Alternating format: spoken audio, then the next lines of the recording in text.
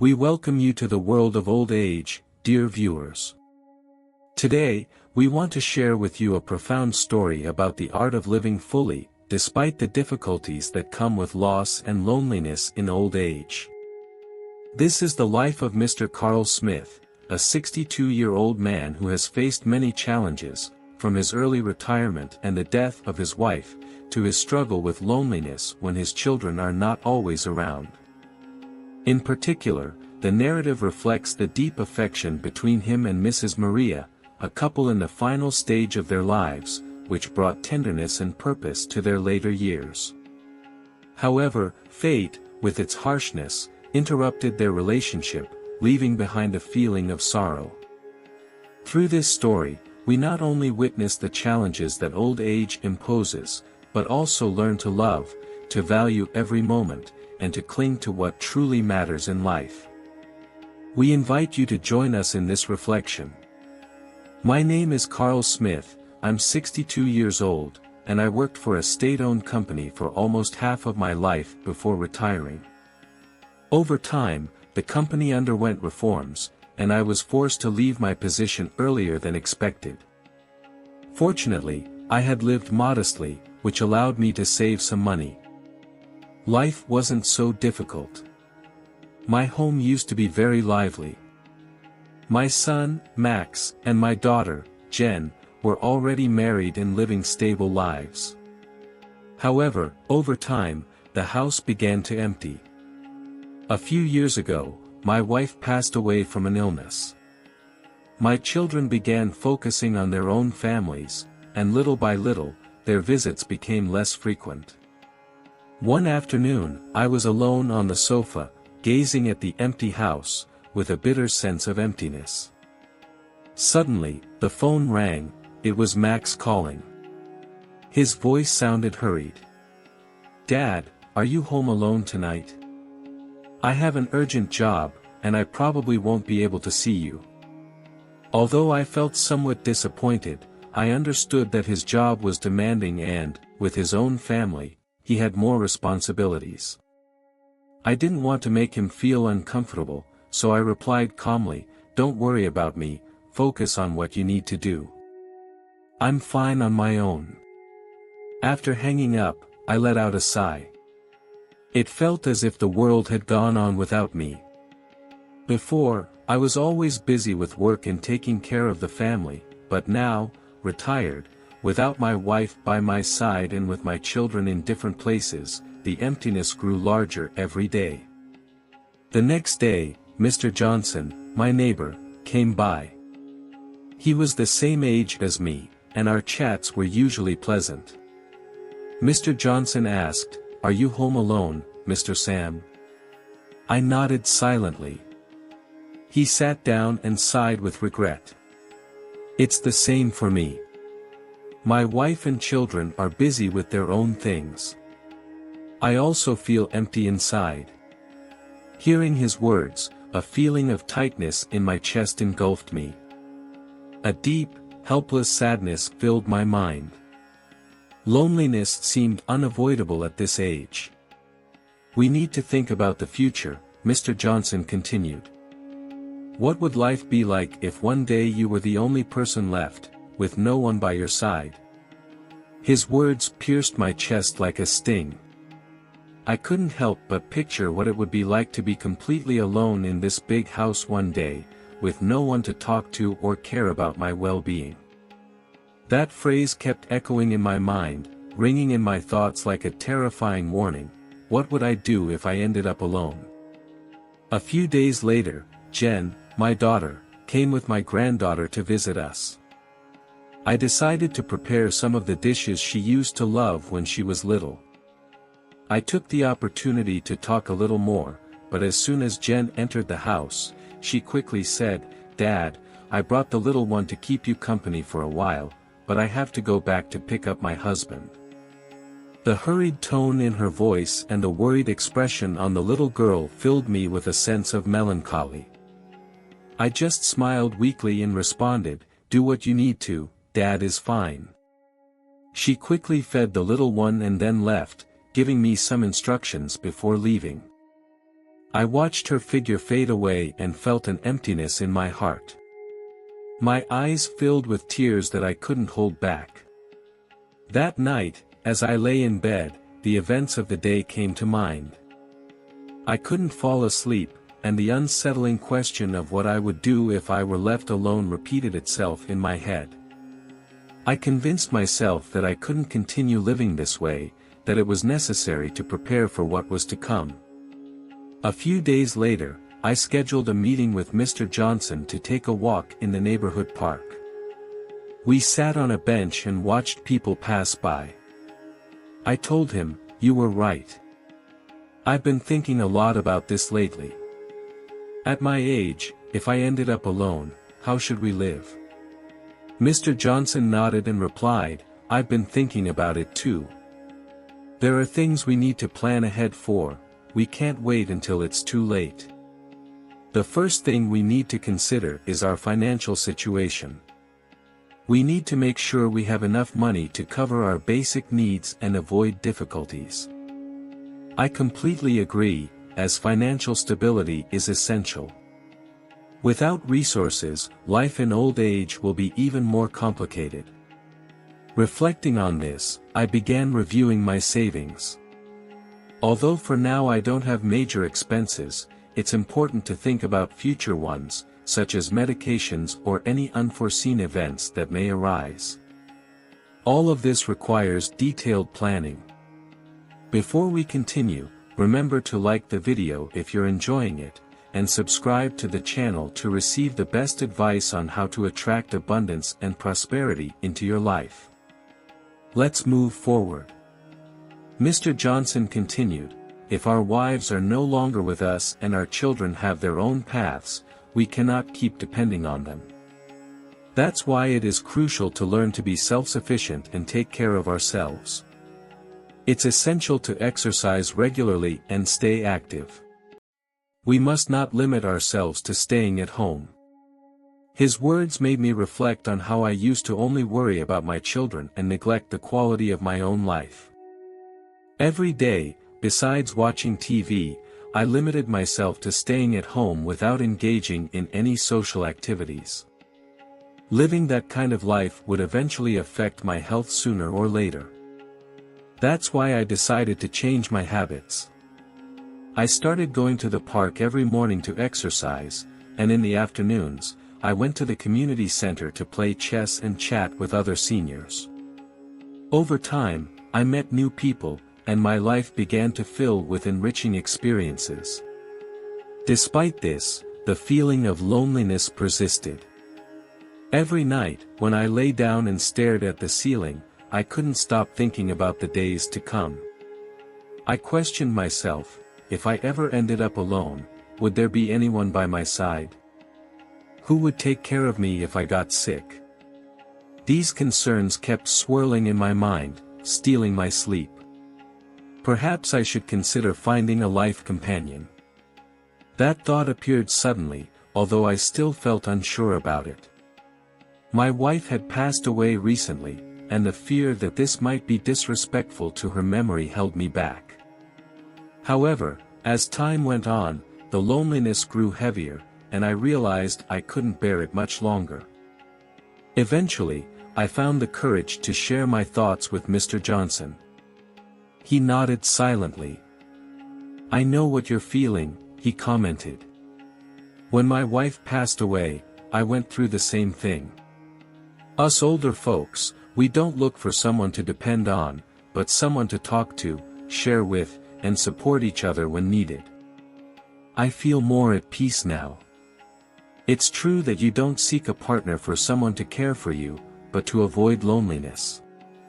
I reflected deeply on this, and over time, I stopped resisting the idea. At a community gathering in my neighborhood, I met Mrs. Maria, an older woman with a very open attitude. She also lives alone, as her children work far away. We had a pleasant conversation, and gradually, we started communicating more frequently. Mrs. Maria is a positive person, enjoys traveling, and has brought a lot of joy to my life. As time passed, our relationship grew closer. We went to the market together, cooked meals in each other's company, walked in the park, and enjoyed TV. Although we didn't talk much, her presence helped ease the feeling of loneliness. When Mrs. Maria moved into my home, the house took on a much warmer atmosphere. Meals no longer consisted of just me and the TV, they involved our conversations and laughter. Although we didn't formalize the marriage, our life together resembled that of a married couple, always caring for and looking out for each other. On one occasion, I had a very high fever, and Mrs. Maria, worried, rushed out to get medication, carefully cleaned me, and then contacted my son, Max, to take me to the hospital. When Max arrived and saw Mrs. Maria busy attending to me, he was somewhat surprised and immediately asked, "Dad, why didn't you let us know earlier? If something happens, just call us." With a calm smile, I replied, "I didn't want to trouble the kids. Each one is busy with their work, and besides, Mrs. Maria takes wonderful care of me." Max nodded with eyes full of gratitude. He accompanied me to the hospital, where the doctor confirmed it wasn't anything serious and that I just needed a few days of rest. Max insisted I go to his house so he could take care of me, but I preferred to stay in my own home, where I felt more comfortable, especially since Mrs. Maria was already looking after me. This way, the kids could rest easy. Max didn't say anything else, just asked Mrs. Maria to confirm that everything was fine before leaving. When we got home, I lay in bed, watching Mrs. Maria busy attending to everything, which filled my heart with a warm feeling. It is truly comforting to have someone by your side in old age. Reflecting on this, I felt a burden lifting. Our relationship grew stronger over time. Although it didn't have the intensity of youthful love, that constant and simple presence gave me peace. We took care of each other's health, looked after one another, and life went on in a calm and warm way. However, as the years went by, difficulties began to arise. One day, Mrs. Maria's son called me to inform me that he was getting married and wanted her to move back in with his family. Upon hearing this news, I felt a sense of distress, though I tried to remain calm and said to Mrs. Maria, "Your son is getting married, that's a good thing, maybe it would be better for you to go live with them." Mrs. Maria seemed puzzled and replied softly, "But I've gotten used to being here, I don't know if going back will serve any purpose." She looked at me, waiting for comforting words. My heart was filled with uncertainty, but I finally sighed and said, "Your son needs you. That's the role of a mother." "I'm fine by myself, you can go without worry," I said, but inside, it felt as though a heavy burden had been placed on my shoulders. After several days of reflection, Mrs. Maria decided to go live with her son. I accompanied her to the bus station and watched her get on the bus, while my heart was filled with mixed emotions. When the bus began to move, I stood still, my mind blank, and as I returned home, I found myself once again facing the emptiness of the house, where the warmth of family was no longer present. She's gone, and the only thing that remains is a feeling of loneliness that is hard to describe. Maybe that's the fate of the elderly, reaching a point where they must learn to live with solitude. I murmured, my eyes wet, not knowing how long I had been like this. After Mrs. Maria's departure, my life returned to its usual course, once again in solitude. I smiled sadly at myself in the mirror. Every morning, I continue with my exercise routines, have conversations with old friends, but the emptiness in my heart lingers, unable to fade. Max and Jen, my children, sometimes contact me to check on how I am, but they have their own homes and obligations, so they can't always be with me. I don't want them to worry, so I always tell them that I'm fine, even though, in reality, the loneliness inside me grows more and more. One day, while in the common room, I overheard some people talking about nursing homes, and an idea began to form in my mind: maybe it would be good to start thinking about my future. The next day, I called Max to tell him about this thought. Max stayed silent for a moment and then asked, "Dad, do you really want to go to a nursing home? Don't you think it's a cold place?" I smiled with melancholy and replied, "Max, it's not about whether it's cold or not. What I need is a place where I can be at peace long term. You all have your own commitments and can't always be by my side. In the nursing home, at least there are people who take care of me, peers my age to talk to, and that's better than staying alone at home." Max seemed uncertain, mentioning that he would talk to Jen and give me an answer later. A few days later, Max and Jen came to the house. They both settled on the couch, looking thoughtful. Jen broke the silence. "Dad, we understand that being alone at home is not easy, but do you really think you could adapt to a nursing home? We're worried that you might feel even more isolated there." I looked at my children, and a warm feeling flooded my heart, though I remained firm in my stance. "Don't worry about me, I've thought it through. I need a place where I can be at peace and enjoy my years. A nursing home doesn't have to be negative, and I don't want you to be distressed about me." My words left Max and Jen speechless. I knew it wasn't an easy decision for them, but I had to make it, not just for my sake, but also so they could focus on their own lives without worries. Upon hearing me, they finally accepted. Max said, "Dad, if that's your decision, we'll respect your choice, but we promise to visit you often so you won't feel alone." I nodded, relieved, as if a weight had been lifted.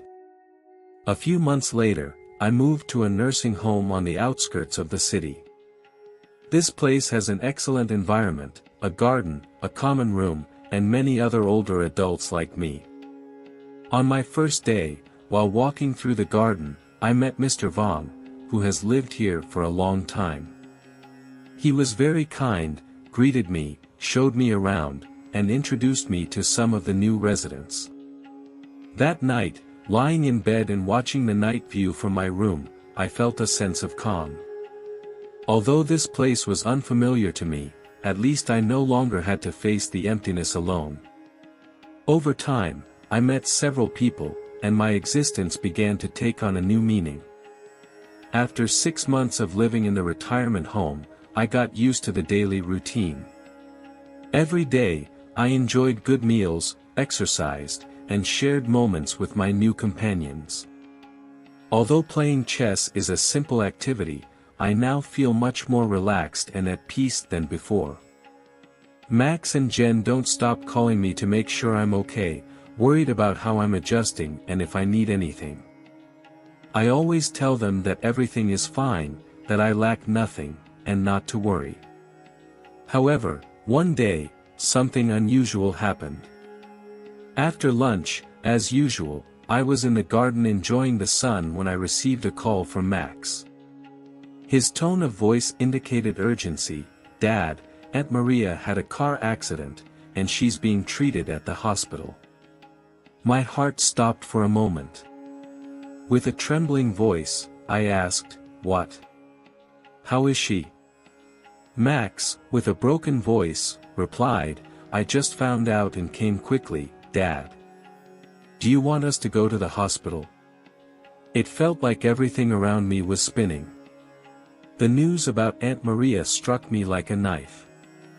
I hung up the call and asked the nursing home staff to take me to the hospital as quickly as possible. During the drive, my mind was a mess.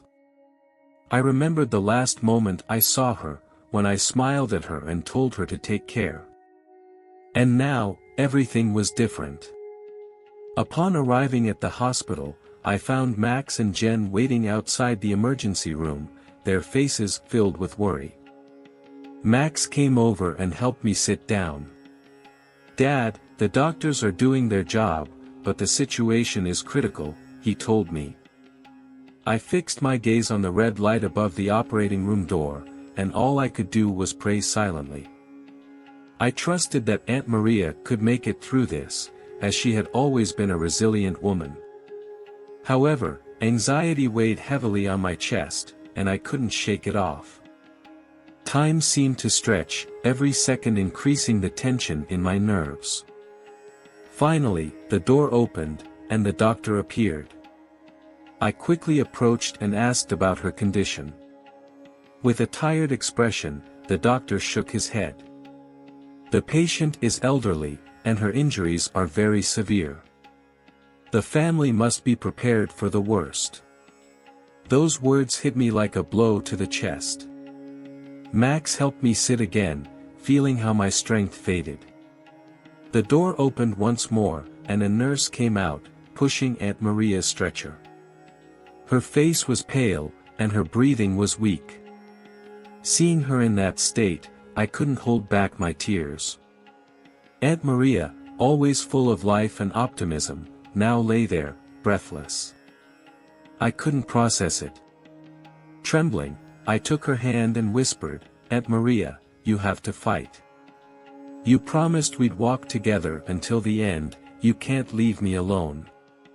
She opened her eyes with effort, as if my words reached her ear, and her lips moved, but she couldn't make a sound.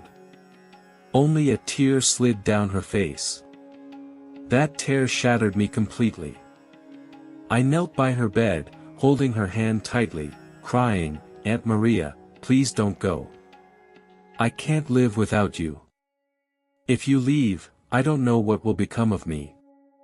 Max and Jen were by my side, crying silently too, but they understood that, at that moment, any attempt at comfort would be useless. That night, Aunt Maria's condition worsened drastically.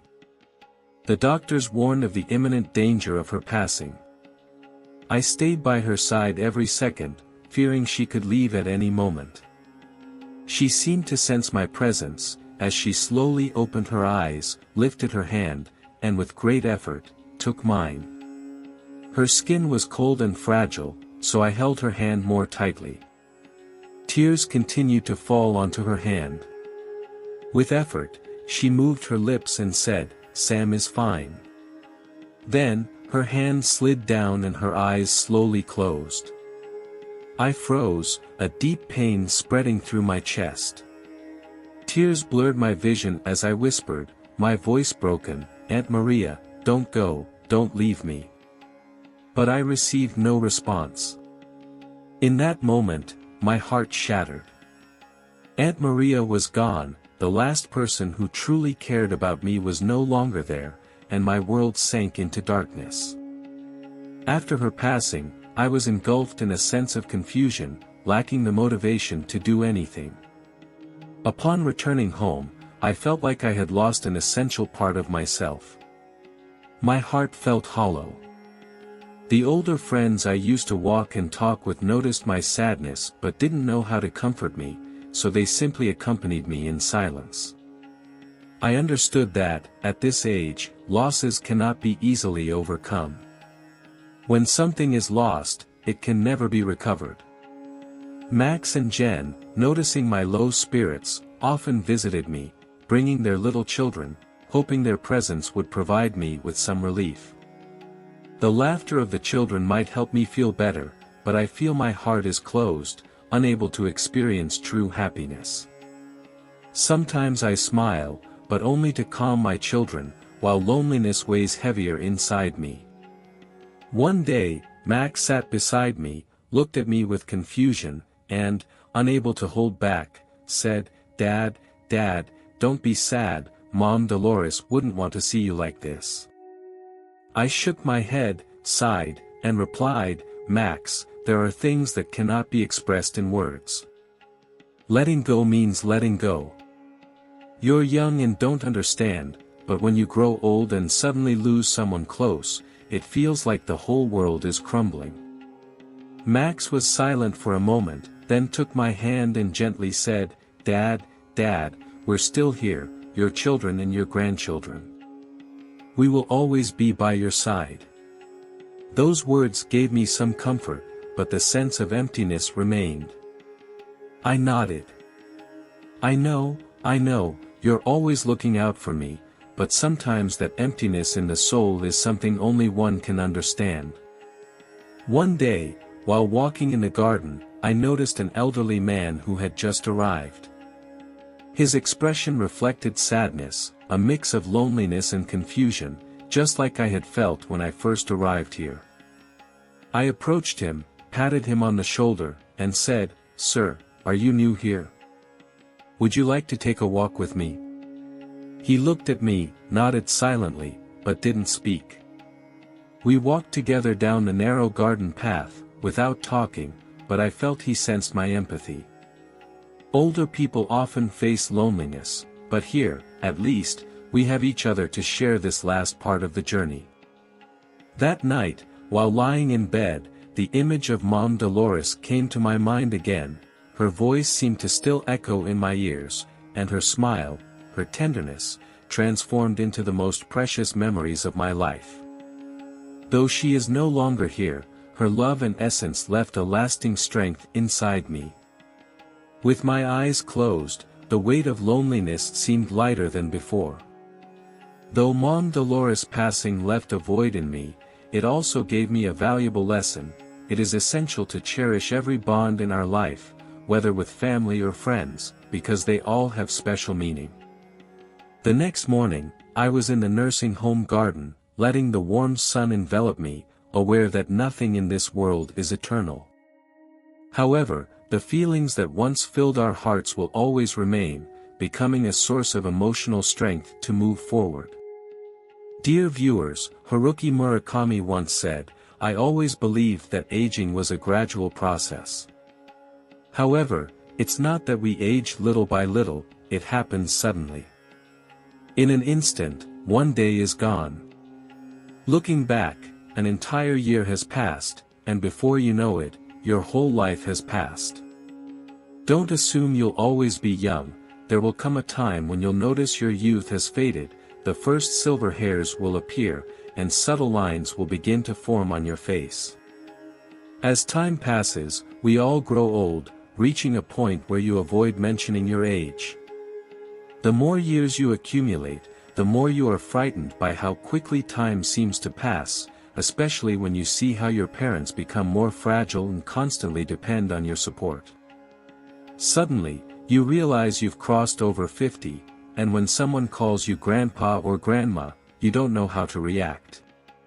After that moment of confusion, you just have to accept that, indeed, you are entering a new stage of life. Some say that in youth, one fears nothing, but when you express that, you realize you no longer have the same confidence. Even that statement seems more like an attempt at self-comfort. Maybe it only makes sense in the moment you say it. Tears have emerged, but they have already faded, and people become quieter. It's not that they lack words, but they simply have lost the desire to express them. You have many companions, acquaintances, and friends, but few truly manage to understand you. At times, there isn't a single person who truly pays attention to what you're feeling.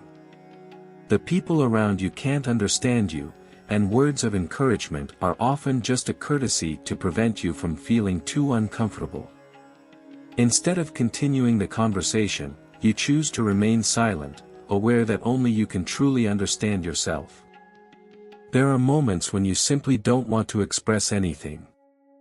When night falls, in the silence, you close your eyes and focus on the rhythm of your own heart. You are alone, but you don't feel isolated. Sometimes, no matter what others think, it no longer affects you. Their words belong to them, so why should you give them importance? Trust in your essence and your judgment, more than in what others say. Over time, people become more considerate. In youth, we fear neither the sky nor the earth, because we are always full of confidence and energy. By middle age, you realize that life holds many surprises that don't follow the path you imagined. The difficulties often outweigh the favorable moments, and sometimes, it's necessary to accept that destiny has the final say. You realize that, no matter how hard you try, you can't control everything, but as long as you've done your best, there's no reason to regret it.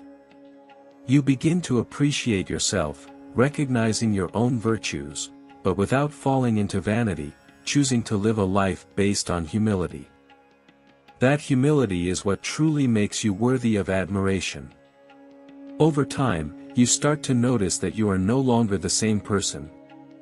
You realize that you have undergone a transformation. The years pass, the spirit strengthens, experiences become deeper, and what truly changes is love. In the past, you believed love was just about holding someone's hand and never letting go, loving until your hair turns gray. With time, you realized that many relationships are just fleeting, an imposed coexistence, and life goes on without a defined path. The past, the present, and the future, who is who in all of this? You no longer find the answers, not even in the most distant memories. Everything becomes confusing. As you go through life, you realize that the longer you live, the more you understand that existence is full of situations that were once hard for you to accept. Now, even those things that used to bother you no longer have as much impact on you. What you don't like, you simply let go. Life's difficulties are sometimes inevitable, no one is to blame. There are people whose intentions are not as pure as you once thought. If you were too kind to them, they'll interpret it as something normal, a mistake on your part. From now on, begin to be more conscious of taking care of yourself and, if necessary, maintaining a more distant attitude with others. Over time, you realize that life is full of disappointments. You have given your all, but what you get in return isn't significant. As hope grows, so does disappointment. When disappointments repeat, you start expecting less from things. Everything has its limit. Recognize when it's time to move forward and when it's better to take a step back. Disillusionment is something everyone experiences, but hope is the deep yearning of every human being. When you find peace within yourself, gains or losses lose their importance. As time passes, you realize that by trusting only in yourself, you will always be able to move forward. No one will give you a confidence as firm as the one you can give yourself. In moments of solitude, that's when you truly have the chance to grow. Every challenge you manage to overcome becomes an achievement. Life is short, and although you may experience pain at some point, you will eventually find lasting happiness. In the end, you realize that not many people genuinely care about you. Even though you have many people around you, many friends, most of those relationships are superficial. The ones who truly care about you are few. When you go through tough times, you understand how lonely life can be. If no one is paying attention to you, it's necessary to learn how to take care of yourself. Let things flow naturally. What belongs to you will come on its own, and what doesn't, don't push it. Instead of getting stuck in suffering and complaints, choose to live with joy and serenity. Let go of what no longer belongs in your life, and value what truly matters. And when the time comes, take a step forward without looking back, leaving strong emotions behind. A human life is not completely predestined. If this message resonates with you, give it a like, share it, and subscribe so you don't miss the latest videos on the channel. Be sure to activate the bell to receive alerts when we post new content. Thank you for following us and giving us your support.